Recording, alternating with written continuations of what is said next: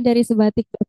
Jadi, pasien itu harus menyeberang pulau terlebih dahulu, Dok, untuk melakukan ronsen.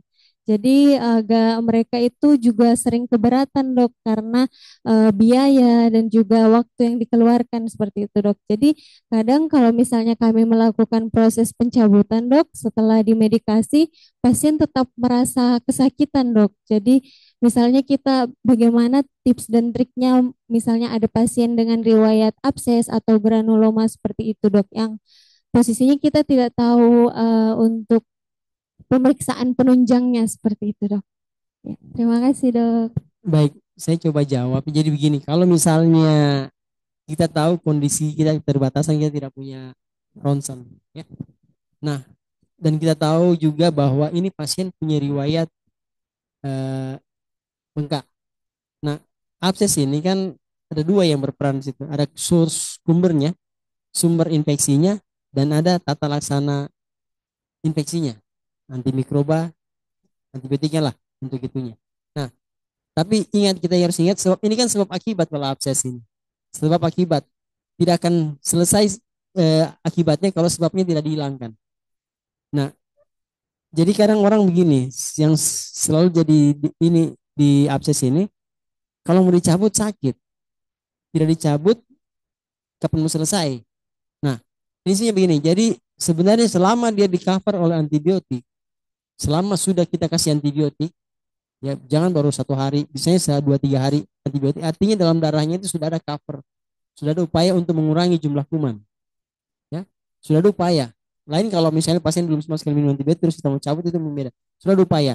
Nah sekarang kan dalam proses itu kan berjalan proses, kalau kita mau aman, ya kita yang konsen bahwa mungkin kalau saya cabut kita sudah tahu risikonya itu, darahnya banyak, anestesinya tidak akan maksimal, kita sudah tahu. Kita yang memposting ke pasien bahwa ini sebab akibat ya Pak, misalnya Pak, kalau saya tidak cabut tidak akan selesai urusannya. Saya cabut dan kondisi begini, ini juga jadi dia bertahan itu.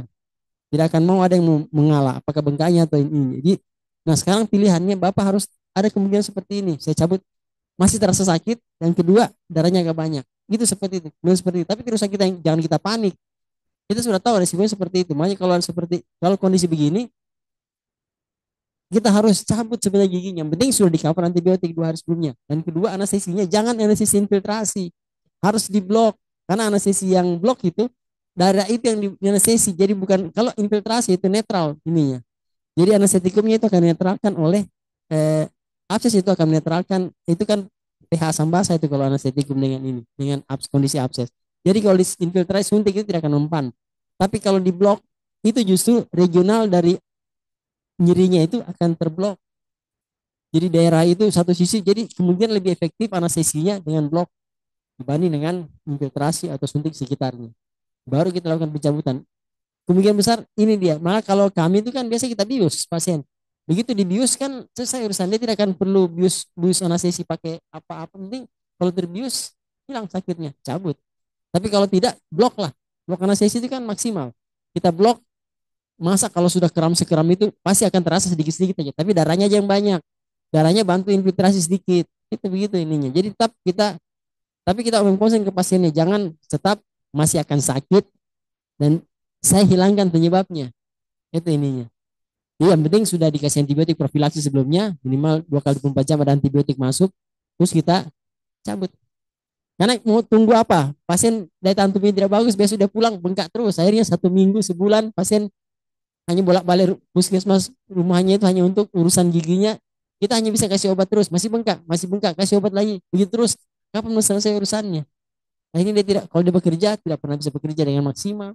Ya, mendingan sekali di ini dieksekusi, tapi itu kita tahu antisipasinya bagaimana. Kalau pendarahan jahit, dep tampon dan sebagainya, itu kan. Oke, seperti itu mungkin. Baik, Dok. Terima kasih banyak, Dok, atas jawaban yang telah diberikan, Dok. Mungkin ada pertanyaan lain dari teman-teman dokter gigi Persatuan Dokter Gigi Indonesia di cabang Nunukan. Kami persilahkan. Atau teman-teman yang sedang bergabung di ruang Zoom bersama kita di seminar ilmiah pada siang hari ini, kami persilahkan jika ada pertanyaan akan kami bacakan dan kami sampaikan kepada narasumber. Kami persilahkan.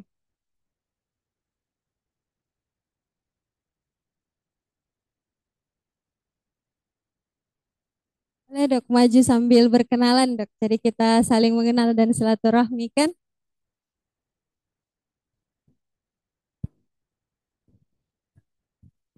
Iya, jadi terima kasih dok atas kesempatannya. Sebelumnya perkenalkan Dokter Ghazali, saya Dokter Gigi Harizla dari Puskesmas Semanggaris. Mungkin cerita aja, kebetulan Dokter Ghazali dulu mungkin udah ingat kan dulu dokter DPJP saya waktu koas. Jadi semua tindakan ekstraksi saya ini yang ajar ini Dokter Ghazali. Jadi memang betul yang Dokter Ghazali bilang semua pasiennya itu dia pasti hekting karena itu instruksi pertamanya. Sekecil apapun lukanya, kalau mau pasiennya sembuh, kalau bisa jahit. Jadi yang mau saya tanya dok, tadi sempat saya dengar dokter bilang, pernah juga saya dengar kasusnya sih, misalnya kayak pasien yang merasa kebas post ekstraksi. Kan kadang-kadang ada yang cedera yang seperti dokter bilang cederanya itu bersifat reversible atau dia maksudnya cedera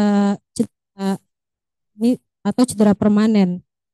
Cuman yang saya mau tanya dok, kapan kita itu bisa menentukan ini cedera ini kira-kira permanen atau dia masih bisa kembali? Karena tadi saya dengar cedera yang reversible pun bisa berlangsung beberapa saat begitu. Jadi apalagi untuk misalnya kami-kami nih yang di pedalaman itu untuk pasien keluar masuk itu dia sulit sekali begitu.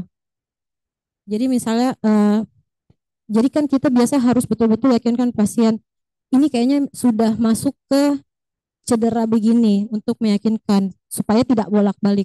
Kira-kira seperti apa yang bisa situasi seperti apa yang bisa kita jadikan landasan bilang oh ini sudah masuk permanen, sudah bukan indikasi kami lagi sebagai dokter gigi umum. Mungkin itu aja dok. Terima kasih.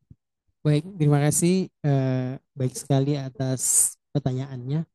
Saya tidak sangka dulu kalau ini saya waktu ya waktu kok ini ya profesi.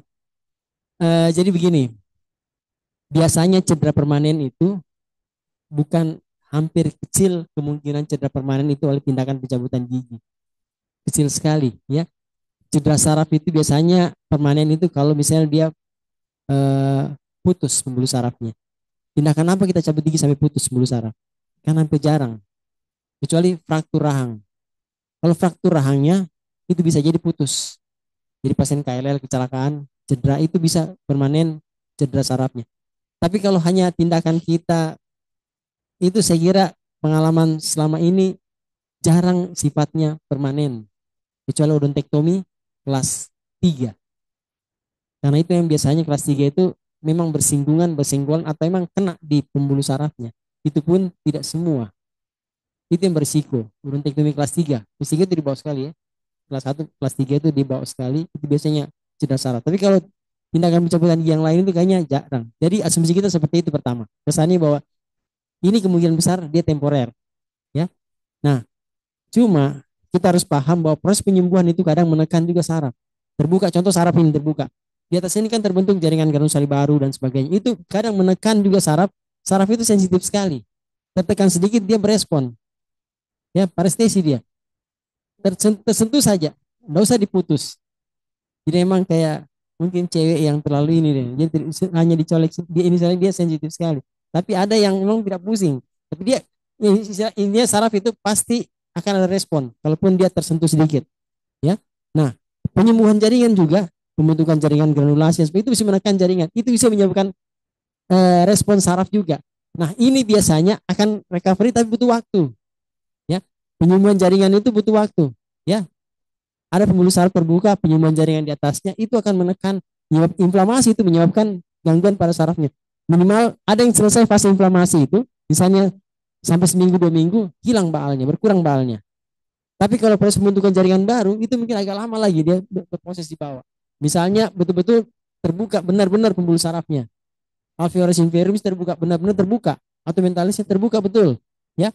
Tidak ada tulang sekitarnya. Jadi begitu dikasih timbunan, langsung tertimbun sama jaringan granulasi dan penyembuhan jaringan baru itu, akhirnya dia sampai pada fase dia stabil nanti baru hilang ininya, baru hilang baalnya. Ya, tapi kalau bilang dia mau Untuk bertahun-tahun itu kayaknya kecil kemungkinannya. Ya. Nah, itu karena cuman kita perlu kan mempercepat recovery-nya. Mempercepat recovery-nya.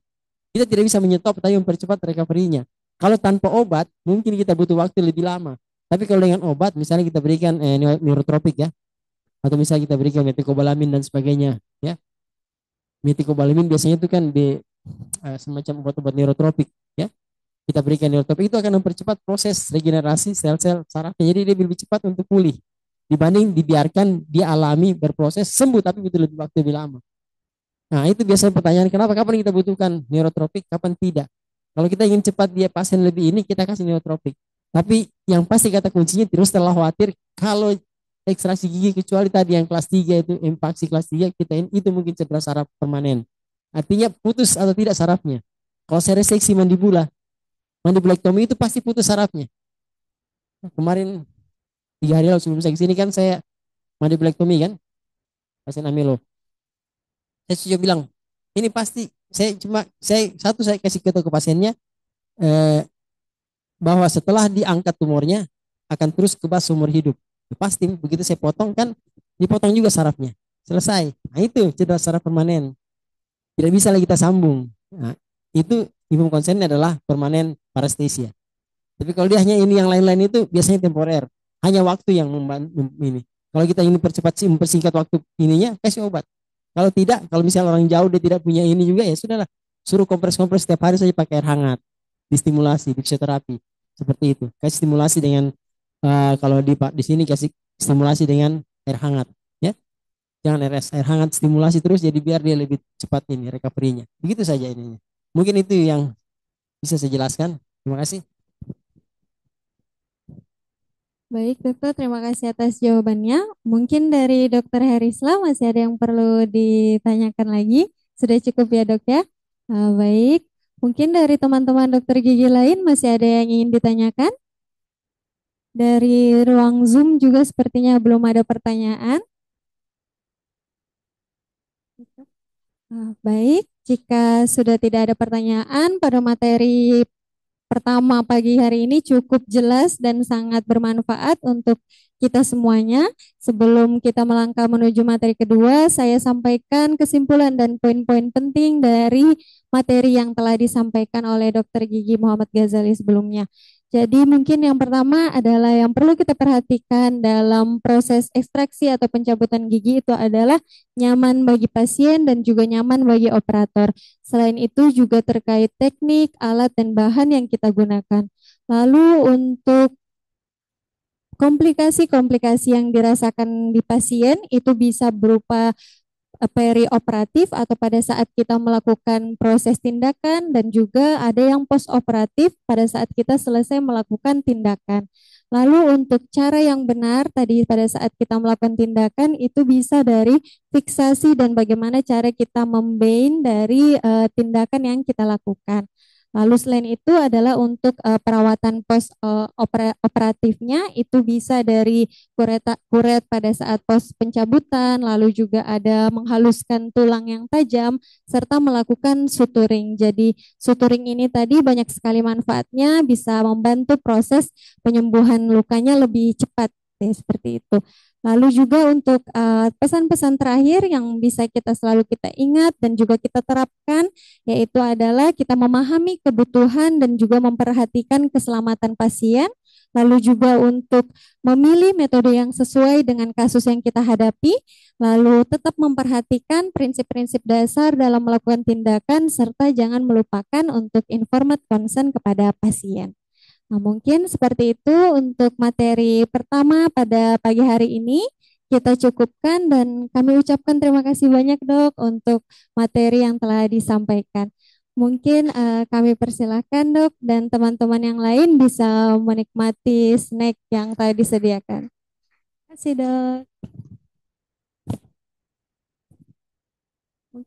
Mungkin bagi teman-teman sejauh dokter gigi bisa sambil menikmati snack yang telah disediakan dan bisa mengambil tempat untuk foto bersama narasumber pertama kita. Bisa maju ke depan teman-teman.